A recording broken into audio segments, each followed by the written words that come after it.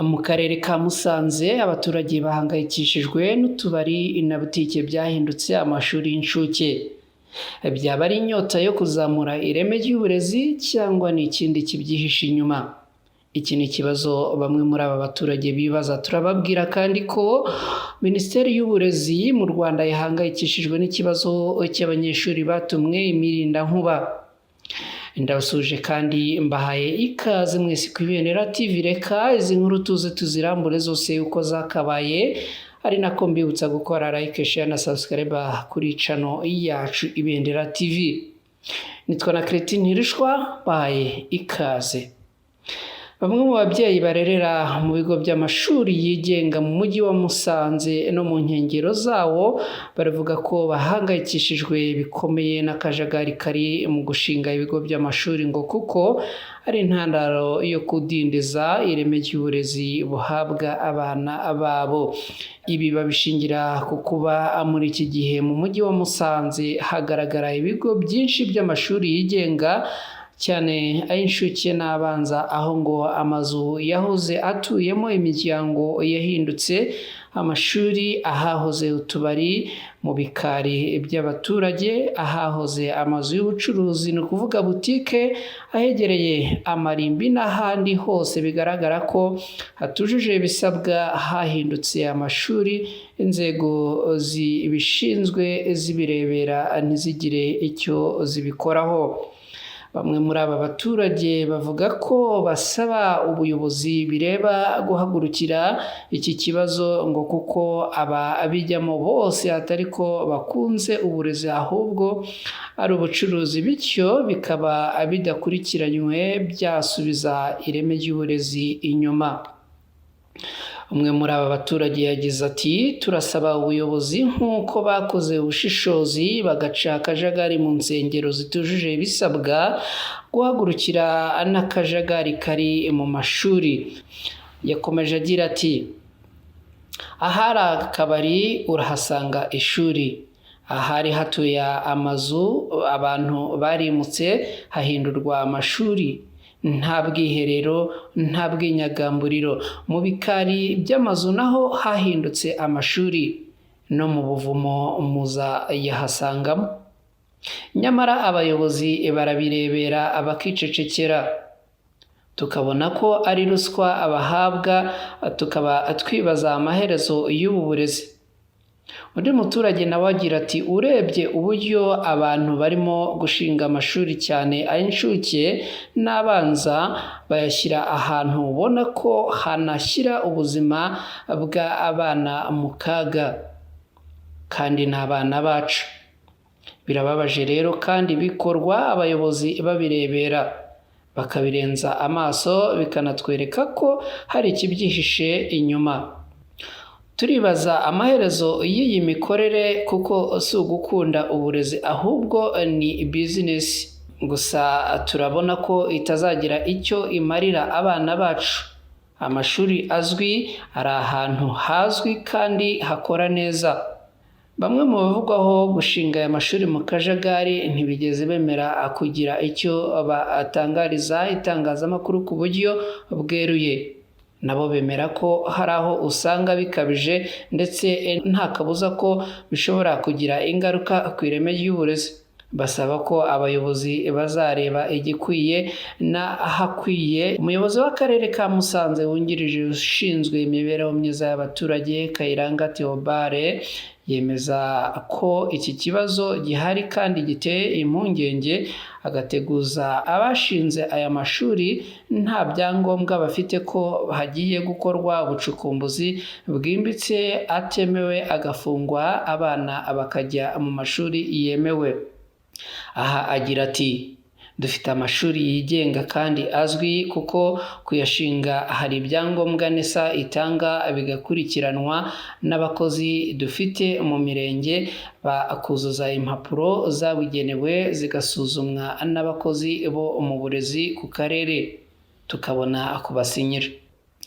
Akomeza agira ati "Ariko twatangiye kumva ko hari abashinze amashuri y'incuke n'abanza agakora nta byangombwa bafite, akenshi anakorera ahantu hatameze neza, niyo mpamvu twatangiye gukora ubucukumbuzi mu mirenge ngo ayo mashuri akora gutyo ahagarikwe, abana bimurirwe mu mashuri afite ibyangombwa kuko arahari, ndetse bitarenze ibyumweru 2 hazashyirwaho ihuriro ry'abafite amashuri yigenga kugira ngo ubikoze atabyemerewe agire ibyo abazwa.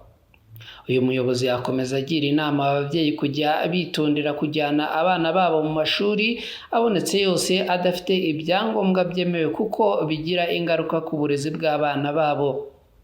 Uyu muyobozi anibutsa abamaze gushinga aya mashuri mu buryo bw'akajagari ko azahagarikwa, n'abafite ibyangombwa batujuje nabo bakaba batazihanganirwa. Umuyobozi mukuru w'ikigo cy'igihugu gishinzwe ubugenzuzi bw'amashuri n'ibizamini NESA, Dr. Bahati Bernard yabwiye Umuseke ko hari umugambi wa vuba mu byumweru 2 biri imbere abana batangiye ko hazakorwa isuzuma ryihariye kuri aya mashuri muri Musanze no mu gihugu hose, aho amashuri akora nta byangombwa anakorera ahashyira ubuzima bw'abana mu kaga akaba yafungwa.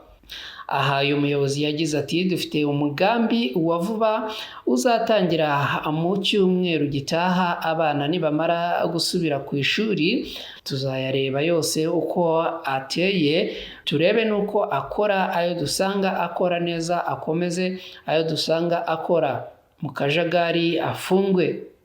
Icyo twihutira si icyo, ahubwo ni ukureba amashuri niba ahari atujuje ibyangombwa agafungwa, n'ayujuje ibyangombwa agakomeza gukora. Turababwira kandi ko ku itariki ya 14 Nzeri mu mwaka w'2022 mu rwego rwo guca ubusumbane bwagaragaraga mu mafaranga y'ishuri ababyeyi bishyuriraga abana babo hirya no hino mu Rwanda, bikaba n'imbogamizi ku miryango ifite amikoro make, Minisiteri y'Uburezi yari yatanze amabwiriza mu rwego rwo guhuza urwo ruhare rutangwa n'ababyeyi mu burezi bw'abana babo mu mashuri ya leta anakorana na leta kubw'amasezerano mu mashuri y'incuke, abanza anayisumbuye, y'uburezi rusange no mu mashuri ya tekinike. Ariko kuri iyi nshuro ntabwo ariko ibi bikimeze, kuko hari aho usanga batagikurikiza aya mabwiriza, ababyeyi bamwe bakibaza uwaba yararangaye mu gukurikiza ko ibi bisabwa byubahirizwa.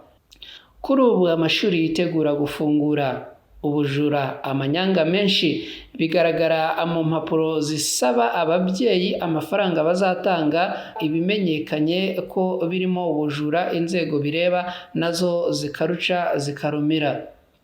Mu karere ka Huye hari ishuri ryigenga ryitwa Mubirigi Catholic Technical Secondary School, ariko rikaba rifitanye amasezerano na leta kuko hari aboherezwayo na leta batsinze ibizamini, aba bakaba banagomba kuba bakwishyura amafaranga nk'uko leta ibiteganya, ariko ntibikorwe. Amafaranga baca ababyeyi akomeje kurikoroza cyane.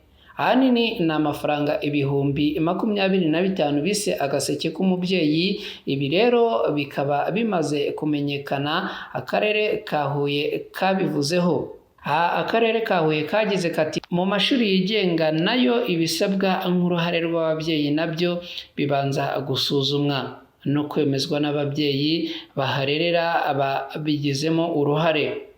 Muri iri shuri rero ibi bihagarare. Mu karere ka Rubavu naho hari ikindi kigo cyitwa Ecole Primaire Mahoko giherereye mu murenge wa Nyakiriba mu kagari ka Kanyepfundwe. Umuyobozi wacyo yatangije umushinga wo kunyunyuza ababyeyi abinyujije mu cyiswe kwandika abanyeshuri, aho bacibwa amafaranga 3,000 byo kwiyandikisha. Aya mafaranga nayo bakaba bakomeje kuyinubira bavuga yuko ari akarengane bakorerwa. Bwiza ivuga ko iki kigo cyasabwe n'akarere kubihagarika bagasubiza amafaranga abatse ababyeyi, ariko ubwo Bwiza yakoraga iyi nkuru yamenye amakuru ko umuyobozi wa kiriya kigo yabihinduyemo ko arimo kubishyuriza rimwe amafaranga y'igihembwe cya mbere. Mu majyepfo hari ikindi kigo ubu cyatumye abanyeshuri amapave ndetse kinabatuma n'imirindankuba. Ni ikibazo Minisiteri y'Uburezi mu Rwanda ivuga ko gikomeje kugenda gihangayikisha. Niba ibigo bikomeje kwishyiriraho amabwiriza yabyo bikagenda bisaba abanyeshuri kugenda batanga amafaranga asabwa kandi atemewe, ni ibintu bikomeje kugenda bihangayikisha, ndetse bamwe mu babyeyi bakaba bakomeza kugenda bavuga yuko ibi ngibi ari ubujura n'amanyanga bikomeje kugenda bibakorerwa. Bagasaba rero ko ibi byasuzumwa neza ndetse bikaba byanacika. Reka ku Ibendera TV inkuru z'uyu munsi tuzisubikira aha ngaha, tubashimira mwe mukomeza kugenda mubana natwe, ni nako tugenda tubashimira mwe mukora subscribe kuri channel yacu Ibendera TV, ndetse tunashimira bamwe bakomeza kugenda baduha ibitekerezo binyuranye bijyanye n'uburyo imikorere n'imikoranire ku Ibendera TV n'abadukurikira yazamuka. Reka dufate uyu mwanya rero mwese tubashimire kandi tubizeze ubufatanye bwiza kandi buhoraho. Ndabashimiye cyane, nitwa na Cretin Ntirushwa, ni ku Ibendera TV.